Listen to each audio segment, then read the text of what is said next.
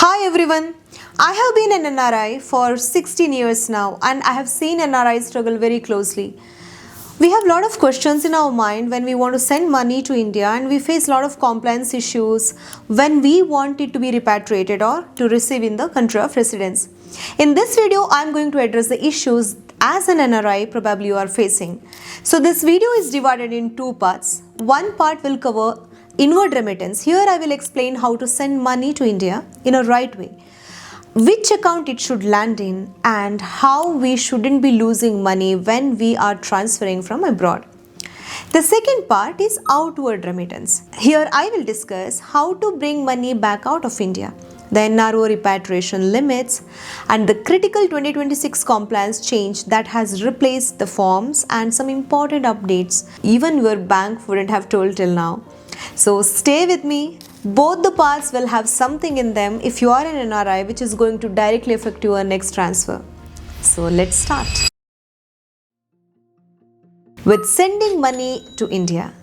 Let's start with the good news. As an NRI, there is no upper cap on how much you can remit to India for any legitimate purposes, be it family maintenance or investment, property purchase, education support, so on. India welcomes inward foreign exchange, and the rules here are far more straightforward than the outward remittance. But one thing you need to understand clearly, NRIs are excluded from remitting money that originates from banned speculative activities.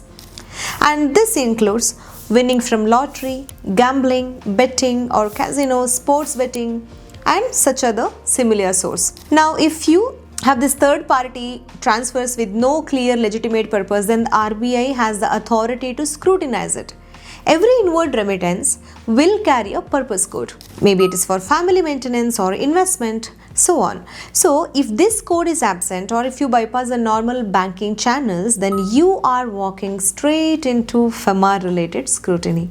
So always make sure that that carries purpose code. Now once you have confirmed your inward remittance is clean and compliant, the single most important decision that you are going to make is where the money lands. Most NRIs got it wrong. You have NRE, NR-bound FCNR accounts, and it is simple and clear. Money you are bringing from abroad, if it goes to NRE account, the interest is going to be tax-free in India and the funds will remain fully repatriable. If you want to lock in any foreign currency to shield yourself from depreciation, then FCNR is a better choice. It's a smart tool. Any Indian sourced income, rent, dividend, salary which is earned when you were posted in India probably will belong to NRO account, and which carries different repatriation rule because it is Indian sourced. And I have made a very detailed video about these accounts. If you want, you can watch it here. Once the account details are clear, now you can get the best exchange rate. You have to focus here. I have tried everything, banks, money exchangers and new age apps many times, and I couldn't really tell you this is the best. But after many experiments, now finally I found which is better. Instead of explaining, let me show you. Let's say I want to transfer 5 lakhs Indian rupees from Dubai to India. First, let me initiate the transfer from my bank in UAE. You can see here. It shows I need to send 19,110 AED and the bank tells there is no transfer fees, and it sounds good, right? I run the same transfer through Aspora, now which is powered by Lulu, which will charge 21 dirham as a transfer fee, but it shows I need to give only 19,039 dirham to send 5 lakhs to India. That means 69 AED less than the bank, which has 0 transfer fees. And if you add Aspora's 35 dirhams cashback, I can save 104 dirhams on 5 lakhs transfer even after paying the fee. Now the scale, 20 lakhs or 30 lakhs or your annual transfers across a year, this is exactly the trap many NRIs will fall into. Many banks offer 0 fees and it looks like win, but intermediaries have their own to recover the margin by giving the low rate to the customer. So I've stopped looking at the fee line and I'm starting to looking at the rate which is being offered, whether it matches live Google rate. Aspora does exactly that.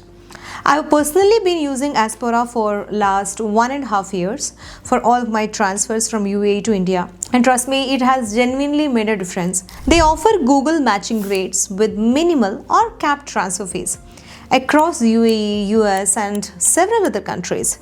So if you haven't tried it yet, the link is in the description and your first transfer is completely free. After your first transfer, compare the rate and the total cost against whatever bank or exchange that you are using.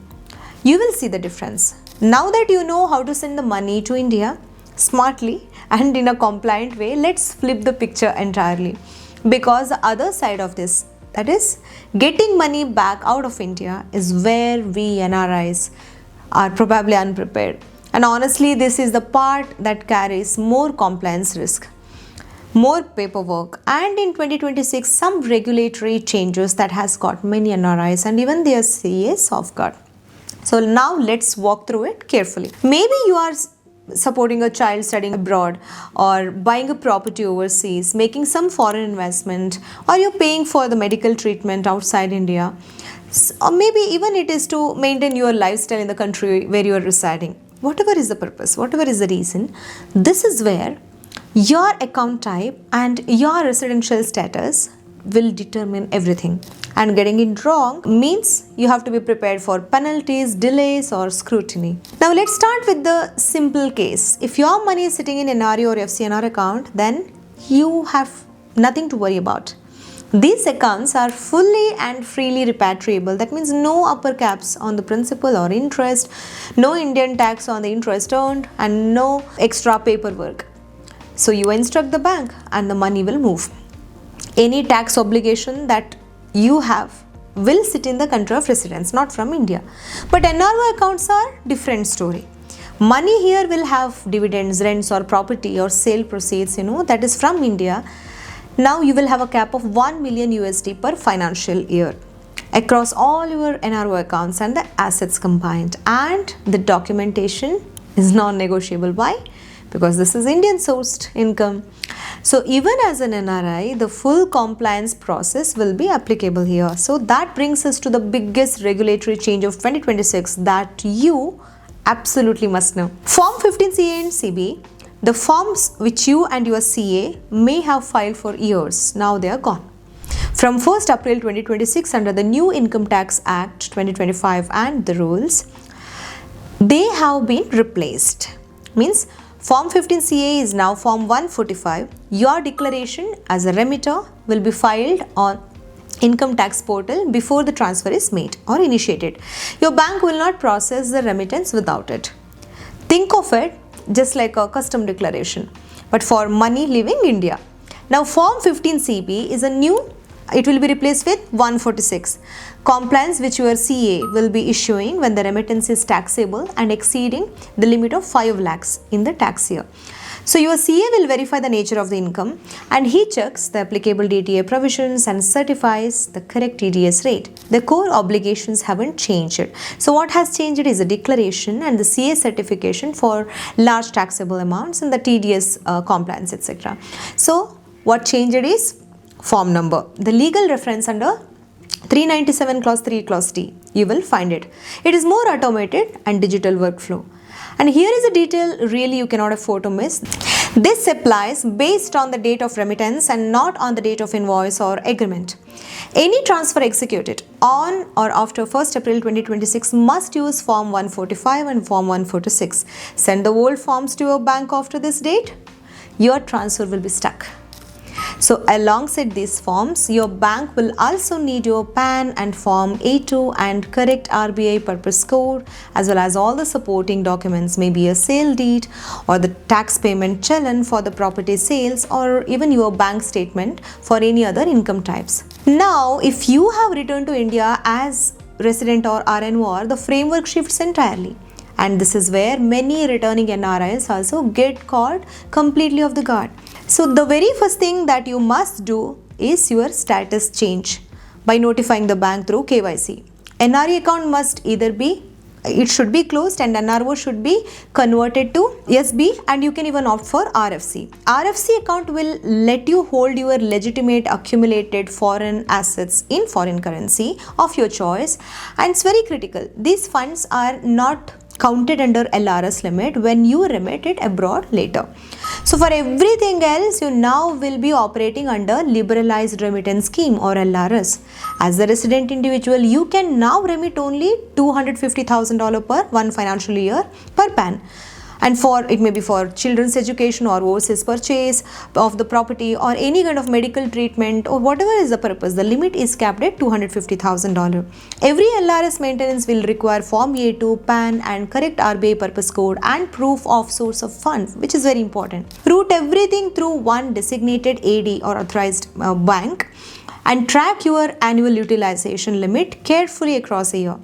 And one thing you absolutely must plan before the transfer is TCS or tax collected at source on LRS is above 7 lakh, it is applicable. The rate is usually 20% for most of the purposes, though it will drop to 2% on education and medical and further 0.5% if the education is funded by a loan from a recognized financial institution. There is also a possible 10 lakh exemption threshold to factor in. TCS is not a final tax, it is just an advance tax which is collected upfront and you will get the full credit when you are filing your income tax return in the relevant year. But it is a real cash flow impact, right? So plan for it before you are initiating the transfer, not after that. And regardless of whether you are sending money in or you are repatriating, always declare your foreign assets in the Schedule FA of your ITR. Non-disclosure carries severe penalties under Black Money Act. For any such large remittance, involve your CA before you move. Moving money across border is entirely manageable, but only if you know the rules, compliances and the right account and file the right forms.